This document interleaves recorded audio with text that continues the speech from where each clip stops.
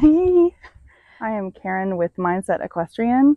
I welcome you all to demo with me with your own body terms and verbiage that I hear used often when I go to teach clinics and or even amongst the showgrounds when I'm judging and or when I'm auditing clinics. So I'm going to use my body to help guide you all to a little bit better understanding of riding. One of the number one things we all talk about all the time is my horse drops his shoulder. So if your horse drops his shoulder, meaning all of the weight is on that one shoulder, right? All of their weight is on this shoulder. You can even go all the way to square. When you see this motion happen, what you generally see is the rider tug on that loose rein instead of encourage stability on this side. So the horse is always going to be one-sided in theory, unless we have some like a damaged spine, neck, what have you. Okay, so if the horse is dropping, you're also collapsing. So instead of pulling this rein, work towards guiding that outside shoulder in exercises. Maybe think I'm going to walk forward and then ask that outside shoulder to start to stretch these muscles here at the wither area. So we're asking it to kind of open itself up, pivot, turn on the haunch. Walking a box is how I warm up most of my riders, so that not only does it stretch the muscles that are tight because it holds all the time, but it helps to open up the range of motion with that leg and at the wither area and allow the leg to start being more stable. You also will hear the word rein lame a lot, and it's because sometimes we're long, short.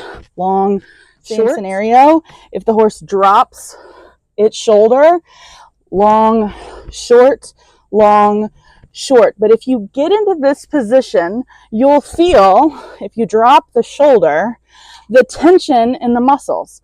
So you want to think I could open up their shoulders in an abductor scenario.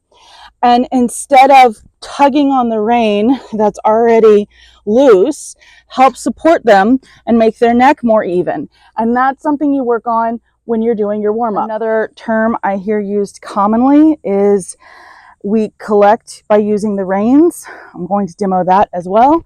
Again, I get in my position like a horse, so I'm in all fours, right? And I want you to think that a horse naturally is kind of a little bit more on their forehand.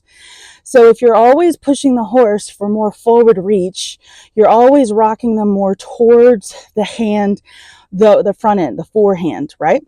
I want you to think about asking your horse instead, and you can mentally pick a front leg to do this with while you're riding.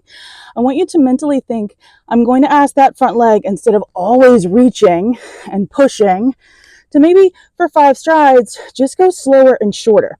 Can I shorten the stride for 5 strides? Can I allow that horse to start to rock back a little bit onto the hind legs, use the core, lift the back just a bit, instead of always pushing? Remember, it's going to be really hard to have range of motion as you progress up in any discipline that you're interested in if all you have is forward go to your hand. That's where people think they need harsh bits to slow them back down. Remember, we're not slowing the mouth down, we're slowing the legs down. Again, we have adjustability with the shoulders. We are also going to have adjustability with length of stride. If you've got a hotter horse, that's a different video. So we're adjusting. I want you to think that a lot of times people ask the horses to stop, and they stop with the front end kind of down and on the forehand. And they think, I need a harder bit, I need more of a bit. And the problem is, once they're here and all the weight is here and all of the arm strength and all of the shoulder strength is down, they can't sit. So they can't sit to lift up and jump. They can't sit to pee off. They can't sit to do their flying changes. So how do we get them to lift up? Well, they need to lift up the thoracic. But a lot of times people think that when you're slowing them down or shortening the stride up, they're pushing back off the arms. And that's truly what it feels like. And you can demo this at home. So you can push back off the arms to the hind legs, but you're still down on your hands. What I want you to think is, can I start to lift up one leg at a time? Can I start to maybe, and again, this is why pole work comes in, the thoracic bands start to come into play. I want you to think, can I lift them up? Can I encourage their knees to kind of bend a bit more? And again, that's going to happen in a shorter stride, not a longer stride. So instead, they can start to lift up with their hands onto their hind legs. And that is going to be collection. Notice how my back rounds up versus when I was pushing and I'm now too low or hollow. So again, you can demo most of everything that you're experiencing with your horse at home with your own body. This goes to another thing, which is I want my horse to have a long, loose rein. They should be able to get to Grand Prix with a long, loose rein. Not the case. So if I want my horse to ride forward towards my hand and I've got a relaxed rein and I'm asking my horse to march forward and they're reaching towards my hand, their top line is super long, which means they're not using the alternating core muscles.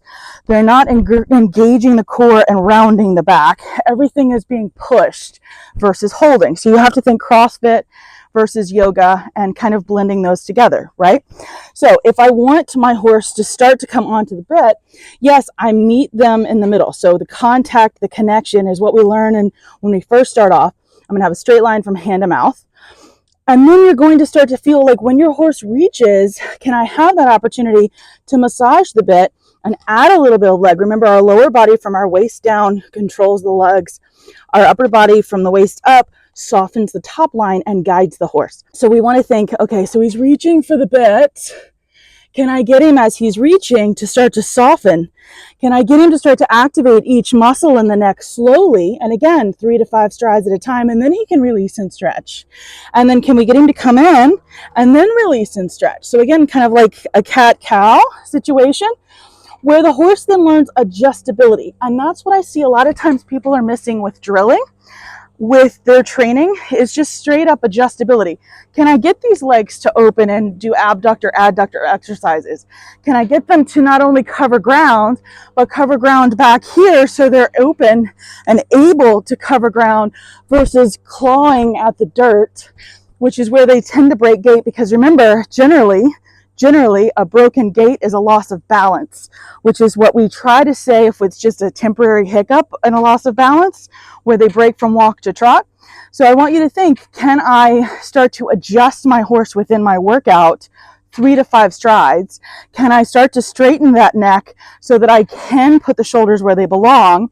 And moreover, I hear this a lot too, and it really chaps my ass. He does this to me. He keeps doing this.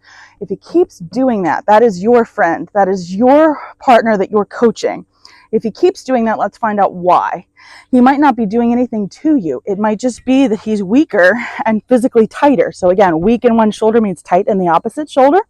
So let's use that as an opportunity to think, if I say that enough, I have to make a change. He keeps doing this, so I need to be prepared going into that transition, prepared going into that jump, prepared going into that corner to help my friend out, maybe get him a little bit looser and more on the outside aids so that we can make it around that turn, that corner, over that fence with balance.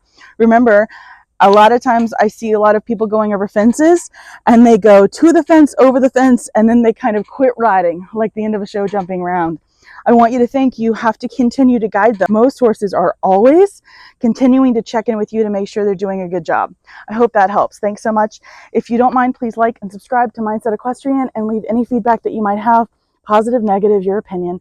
And then if you have any other questions, just message me and I'll see if I can do a video for you. Thank you so much.